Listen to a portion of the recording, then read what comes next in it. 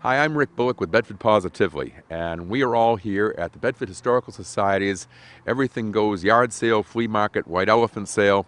It's a wonderful day here at the Stevens Buswell School in the town office building. I'm joined today with Mitch Tack over to my far right, my cohort in crime to my immediate right, Barbara Chagnon, and then we have our junior person for today, Sierra Chagnon-French, and then again, as always, Nick Murphy is bringing up along with me, and then we have Adam Stroebel here on my far left.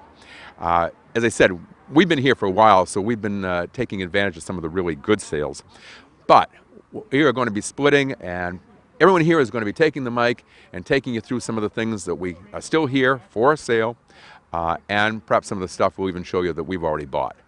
But in the meantime, it's a wonderful day. This is something that's a fundraiser for the Stevens Buswell School Community Center that the Historical Society puts on. And this is really like a trip down memory lane for me, because when I was growing up here in town, all those many years ago, it was not uncommon for having white elephant sales in conjunction with other things that were going on here in town. So I hope you enjoy this show, and we'll be back seeing you at the end.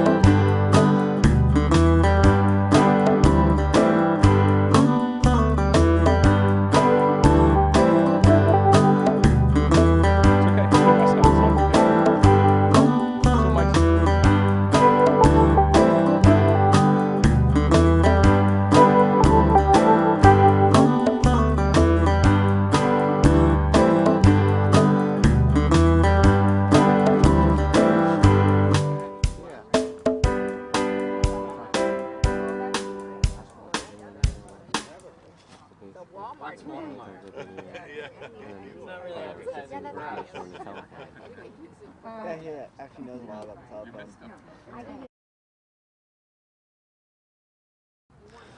Hi, I'm Adam Stroebel. I'm with Joan Reeves with the Bedford Historical Society. And can you tell me why we're doing the yard sale right now? Okay, we're doing the yard sale because the Bedford Historical Society is doing a number of fundraisers to renovate our old Stevens Buswell School and make it into a community center. So we have a lease with the town of Bedford, and we have 5 years to do 2 phases of the renovation project. We've done phase 1, and we're in the middle of phase 2. So we're very anxious to raise as much money as possible so that we can get the renovation moving ahead as quickly as possible. And how much money do you need to raise at this point? Well, to get through the phase 2 of the project, we have about $200,000 that we still need to raise. That's quite a bit. And do you have any other fundraisers that you use to raise money? Yes, we do. We have shorties coming up this next week on Thursday, and if people go to shorties and mention that they're there for the Bedford Historical Society and give a receipt to them, then they will give us a percentage of the take for that day. So that's a good fundraiser, and we have also done fundraisers with Weathervane in the same way. We've sold Panera coupons. We have had other yard sales. We do a whole variety of fundraising activities. In addition, we also get a lot of larger amounts of money through grant proposals, and we have been funded. Right now we have two $5,000 grants that we're going to be using toward the heating system over there. In the past, we had a $50,000 grant from the Lowe's Foundation, and that went toward our electrical work. So it's, been one of these things that we keep working on. Right now, the work is being done in the basement, and we have the Boy Scout troops, Troop 5, that is helping with that project. So lots of people helping us in a variety of ways. Well, thank you for your time, and go to Shorty's on Thursday to help out. And that's all. Is that all, or? Well, that's fine. We'll also be at the election in November. We'll be there at Old Town Day selling things. So we have any of these events, we try to be there to help. And then we have organizations in town like the Lions Club that has given us money from their pancake breakfast. So any of the organizations that can help us out, we appreciate that very, very much. Thank you. You're welcome.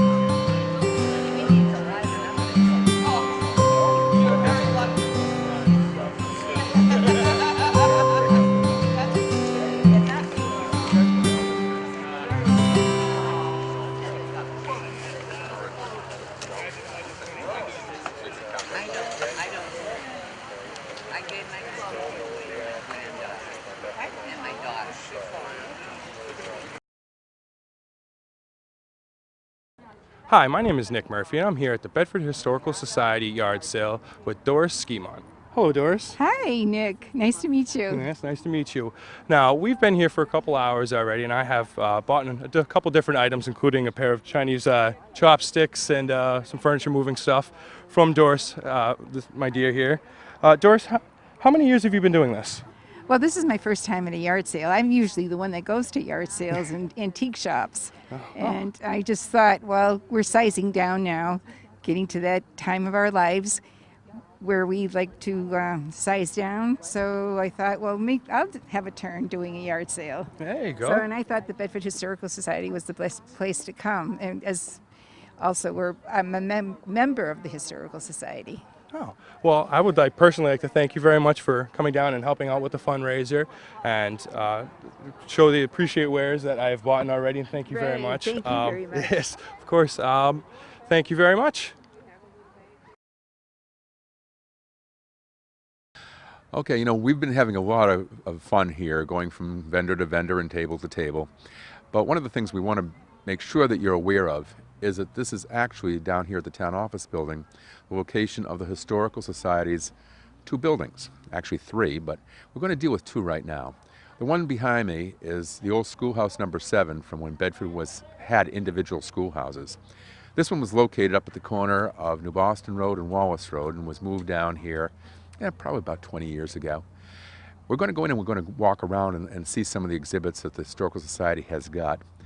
And then over to my left, my far left, you have what was known as the little greenhouse. It used to be in the center, roughly where the new library is now.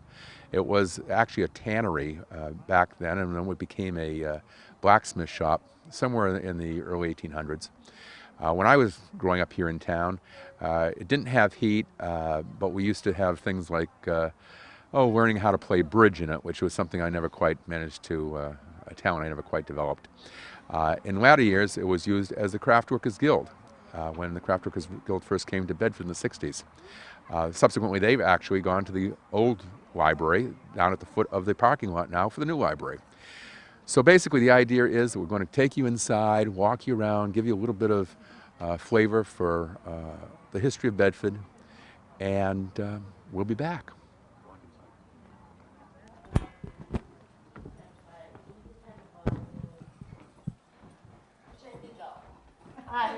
How you doing? Go in the museum. Well, we're going here. Okay, now, we're just inside the door, and this came to my attention immediately. This is a picture of the actual Pulpit Hill farm that burned back in the early 1900s. But what's more interesting is these were all postcards, and they were taken of the Pulpit Rock. Now, many of you know that we've got that as a conservation area now, but in fact, it was a tourist attraction. And they had built staircases going down into the actual caverns. And those existed really well up into the 1920s, 1930s, pretty much hit the skid in the, after the hurricane in the mid-30s. But I mean, this is something that you don't see in this configuration often. And again, it was a part of our town that many people don't realize ever existed. Over and back of here, Nikki, and come on, Sierra, you can come in. This is a picture of Bedford Center right around 1900. And you can tell that it was right around 1900 because that was the town hall at the time with a spire roof on it that was burned right around 1903. And for practical purposes, the town hall, which we now have, was built on that site. Some of the things you can recognize, in fact, that is the little greenhouse that I was referring to outside. We're going to be going in there shortly. That was the actual old library, which is now at the foot of the parking lot of the new library. So that's something to be seen. And of course, you can see the dirt roads. We didn't have pavement back then. Let's see. This is a picture of the town, of the congregation of the Presbyterian Church here in the center. And that should have been taken right around the early 1930s, I think 1933. And you can see the hay wagons off to the left. Again, it was very common, and you can see the parish house was located at that point across the street. That's now been configured into the actual church structure. So again, a lot of history here for our community, and it shows a way of life that for many of us we'll never experience now, but we can learn a lot from what went on back in those days. We're going to head into the museum now, and we'll be back momentarily. Yeah, that's got to be like one of the originals. That's crazy. I couldn't imagine caliber and not a 50 caliber is in the description. I couldn't imagine shooting a 50 caliber out of something that small. Okay. Again, this is well worth the trip for any of you to come and see. Even for those of you that are perhaps newcomers to our community, it shows the history of our town. Looking around the room, I'm seeing pictures that take me back, and unfortunately are pictures that places that no longer either exist or land and places that have long been built on. So again, the Historical Society does a wonderful job here, and I would strongly recommend that you take a few minutes, walk through here. There's usually someone here that can answer your questions, but learn about the community you live in, and that's why we're all here. So, and that's part of being Bedford positively. So I think we're going to go back outside again for a minute, and we're going to make one last run through to see if we can find any other treasures that we missed. and the crew will see if they can find anything else to spend money on. And then we'll be back to you.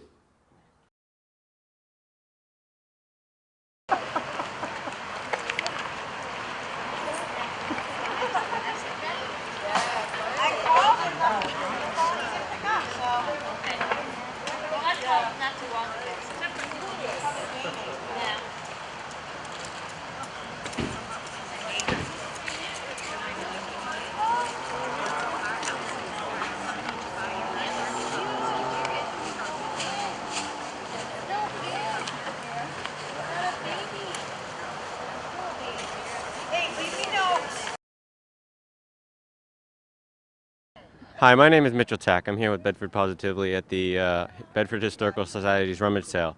I'm here with Donna Rodanis, and we're looking at a couple of cool stuff here. Why don't you tell us why you're here?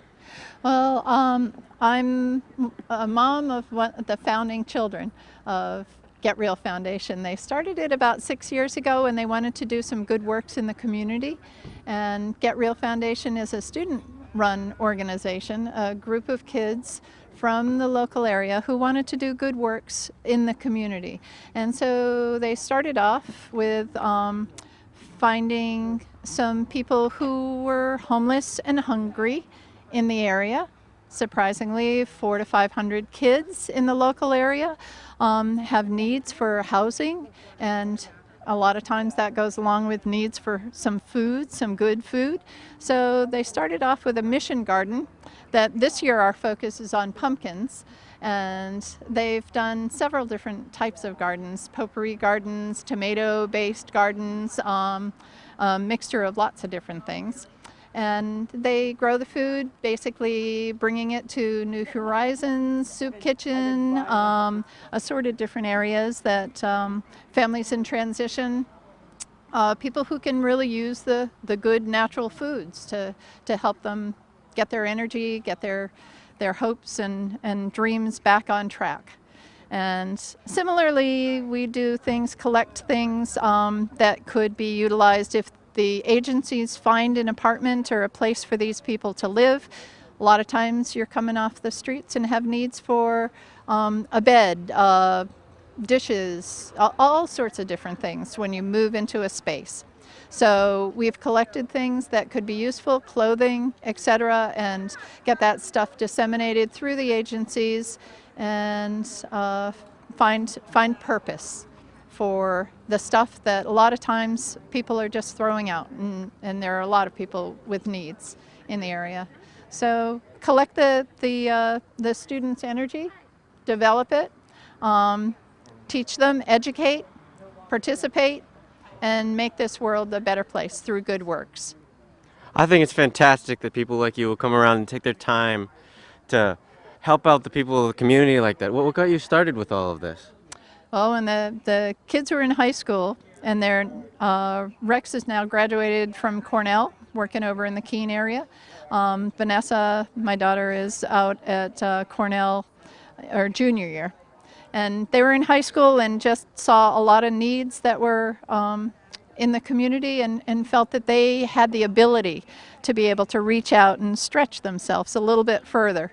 Amongst their schoolwork and their duties, they said, let's channel a little bit more time into other people that they can reach and give a little bit more to. So that's where it all got started, and now it's up to the other students who are around to see whether they can squeeze a few hours out of their day to spread that work. That's fantastic. All right. Big shout out to everybody. Hey, good to see you. Hey.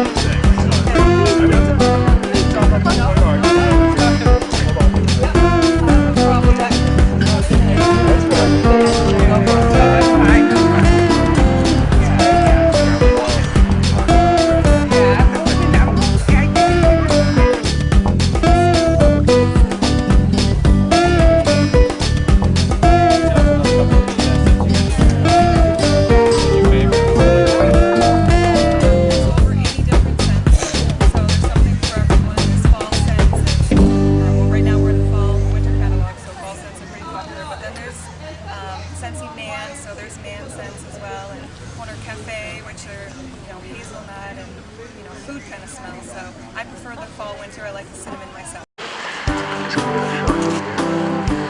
What I did in between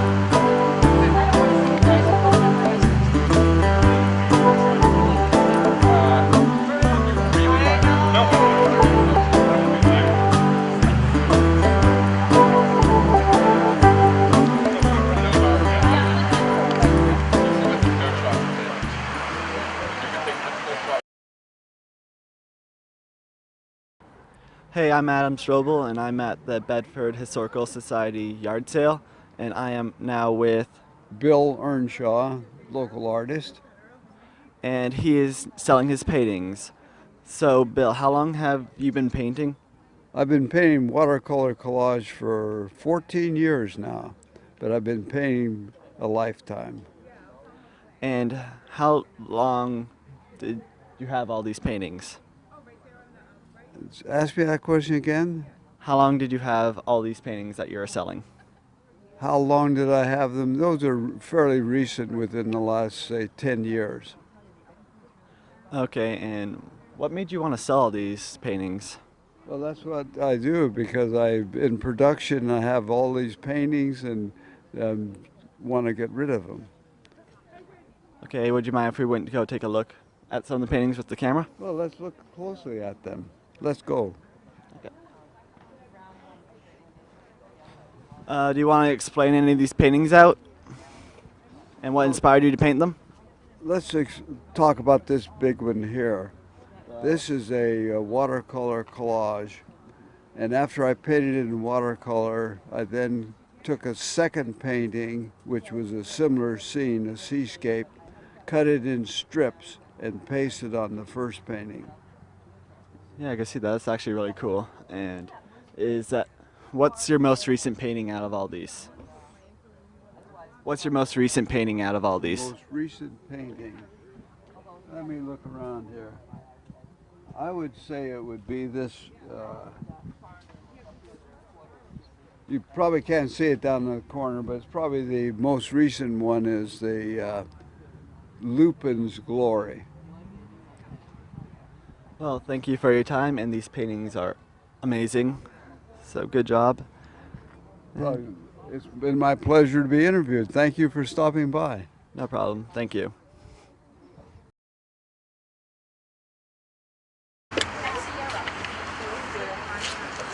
He's recording us, so you can ask me any questions that you want to. Well, this is your photography. Yeah, so these are note cards, these are pictures of the note cards. This book here has all the pages. These are all your pages. Yes, these are all my pages. And they've all been sold over the years.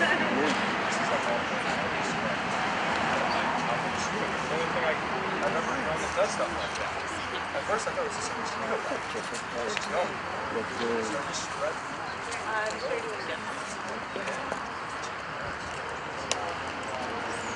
Good morning. How are you today? Good. Okay.